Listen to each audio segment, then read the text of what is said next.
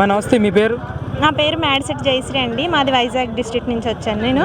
ఏంటి, ఎలా అనిపిస్తుంది ఈరోజు చంద్రబాబు నాయుడు, లోకేష్ గారు, పవన్ కళ్యాణ్ గారి చేతుల మీదుగా డిఎస్సి అపాయింట్మెంట్ లెటర్ తీసుకోవడానికి వచ్చారు కదా? ఏంటి మీ ఫీలింగ్ ఎలా ఉంది అసలు ఈరోజు? చాలా సంతోషంగా ఉందండి. 6 years నుంచి మేము ఇస్తాను అంటూ గత ప్రభుత్వం చాలా ఇబ్బంది ఇవ్వకుండా తక్కువ పోస్టులతో ఇవ్వడం చేసింది.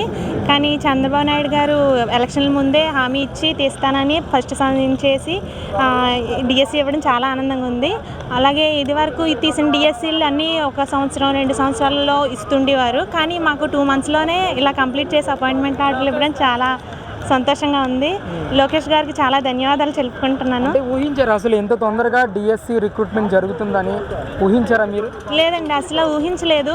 అంటే సోషల్ మీడియాలో అంతా ఏదో ఒకటి అంటూనే ఉంటారు, కేసులు పడ్డాయి, ఆగిపోతుంది, 146 కేసులు పడ్డాయి, ఆపేస్తారు, రాదు, మళ్ళీ పెడతారు డిఎస్సి అంటుంటే మెరిట్ వచ్చిన వాళ్ళు చాలా భయపడుతుంటారు కదండి. మళ్ళీ ఎగ్జామ్ అంటే ఇన్ని సంవత్సరాలు చదివి మళ్ళీ ఎగ్జామ్ అంటే భయపడతారు కదా.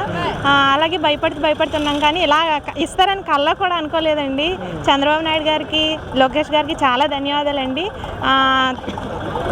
ఏంటమ్మా అంటే ఈ డిఎస్సిని ఆపాలని చెప్పి దాదాపు 146 కేసులు వేశారని చెప్పి లోకేష్ గారు చెప్పడం కానీ, అలాగే ముఖ్యంగా ఇది మెగా డిఎస్సి కాదు దగా డిఎస్సి అని చెప్పేసి పెద్ద ఎత్తున ప్రతిపక్ష నాయకులు ఆరోపణలు చేయడం కానీ, ఇవన్నీ చూశారు కదా, అసలు ఎలా అనిపించింది మీకు? అంటే ఏదైనా మంచి చేసినప్పుడు వెనక ఏదో ఒకటి అంటూనే ఉంటారు, అనకుండా అయితే మంచి చేయలేరు.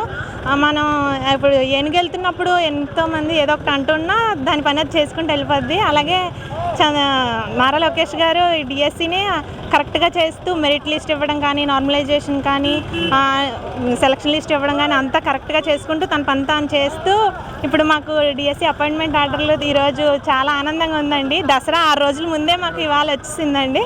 మేమంతా చాలా ఆనందంగా ఉన్నాం. ఇప్పుడు వైజాగ్ నుంచి తీసుకొచ్చారు నిన్న మమ్మల్ని.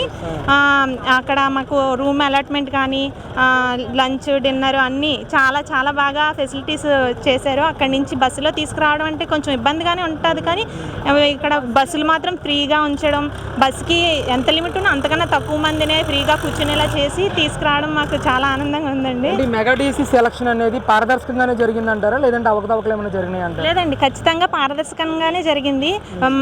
మార్కులు వచ్చినప్పటి నుంచి అది మన సెలక్షన్ లిస్ట్ ఇవ్వడం కానీ, రెస్పాన్స్ షీట్లు ఇవ్వడం కానీ, మన అభిప్రాయాలు సేకరించారు వాళ్ళు. ఎక్కడైనా ఏదైనా వాళ్ళు తప్పు చేస్తే సరిదిద్దుకొని కరెక్ట్గా ఇచ్చారు అన్నీ. అంటే కొంచెం మంది అంటూనే ఉంటారు, ఏదైనా కొంచెం బ్యాక్లాగ్స్ ఉన్నవాళ్ళు అంటూనే ఉంటారు, కానీ చాలా కరెక్ట్గా చేశారండి. అలాంటి ఏం లేకుండా చాలా కరెక్ట్గా, పర్ఫెక్ట్గా, తొందరగా కూడా చేశారు. అంటే మరికొన్ని రోజుల్లో టీచర్ పోస్ట్ కూడా వెళ్ళబోతూ ఉన్నారు. ఈ ప్రస్తుతం ఉన్న ఈ శాఖకి విద్యాశాఖ మంత్రిగా లోకేష్ గారు వర్క్ చేస్తూ ఉన్నారు. ఏంటి ఆయన గురించి ఏం చెప్తారమ్మా? ఇప్పుడు లోకేష్ గారు మాకు జాబ్స్ ఇస్తున్నారు. అతని కింద పనిచేయడం చాలా ఆనందంగా ఉంది. అలాగే పిల్లలకి బాగా చెప్పడం, ఇప్పుడు 6 సంవత్సరాలు కృషి పట్టుదలతో చదివాము. ఇప్పుడు స్కూల్కి వెళ్ళి అంతే పట్టుదలతో పిల్లలకి పాఠాలు చెప్తామండి. వాళ్ళని కూడా ప్రయోజకులను చేస్తాము. వాళ్ళని కూడా సరైన గైడెన్స్లో పెట్టి ముందుకు తీసుకొద్దామని అనుకుంటున్నామండి. అంటే లోకేష్ గారు విద్యాశాఖ మంత్రిగా వచ్చిన తర్వాత ప్రస్తుతం రాష్ట్రంలో విద్యా ప్రమాణాలు ఏమైనా పెరిగాయంటారా? ముఖ్యంగా విద్యలో ఎలాంటి మార్పులు ఆయన తీసుకురాబోతూ ఉన్నారు? విద్యా ప్రమాణాలు అయితే మారాయండి, ఖచ్చితంగా మారాయి. స్కూల్స్లో డెవలప్మెంట్ కానీ, ఒక క్లాస్కి ఒక టీచర్నే వేస్తాను అంటున్నారు. అక్కడ అంటే ఒక క్లాస్కి ఒక టీచర్ అంటే టీచరు పిల్లల్ని చాలా బాగా చూడగలుగుతుంది. లెసన్లు కూడా చెప్పడం, ఏమైనా డౌట్లు అన్నా క్లారిఫై చేయడం, వాళ్ళకి ఏమైనా ఇబ్బందులు ఉన్నా తెలుసుకోవడం జరుగుతుంది.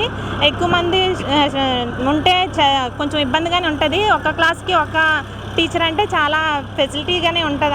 అందరి ఇబ్బందులు తెలుసుకొని వాళ్ళకి బాగా చెప్పడం జరుగుతుంది. ఎక్కడైనా వెనకబడ్డారో వాళ్ళకి బాగా చెప్పి వాళ్ళని ముందుకు తీసుకురావడం జరుగుతుంది. అక్కడికి ఏం చెప్తారు కూటమి ప్రభుత్వం గురించి? అంటే కూటమి ప్రభుత్వం గురించి నాకు 6 ఏళ్ల శ్రమని ఈ రోజుతో పోగొడుతున్నారు. చంద్రబాబు నాయుడు గారికి, లోకేష్ గారికి చాలా ధన్యవాదాలండి. జై సిబిఎన్.